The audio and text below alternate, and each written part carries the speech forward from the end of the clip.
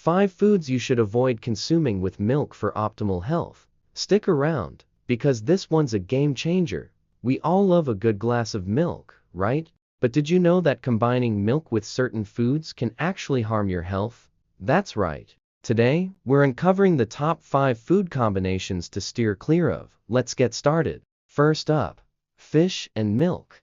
Now, you might be thinking, what's wrong with a little fish and milk combo? Well, milk has a cooling effect, while fish has a heating effect. This imbalance can lead to digestive issues and even heaviness, so it's best to keep these two apart. Next, we have bananas and milk. This classic combination might seem healthy, but it's actually quite heavy and takes a long time to digest. This can leave you feeling sluggish and bloated. Enjoy bananas and milk separately for a better experience. Moving on to melons and milk. While both are nutritious on their own, combining them can cause digestive issues. Milk acts as a laxative, while melons have diuretic properties. Together, they can lead to discomfort and even vomiting, so it's best to enjoy melons and milk separately. Next, we have radish and milk.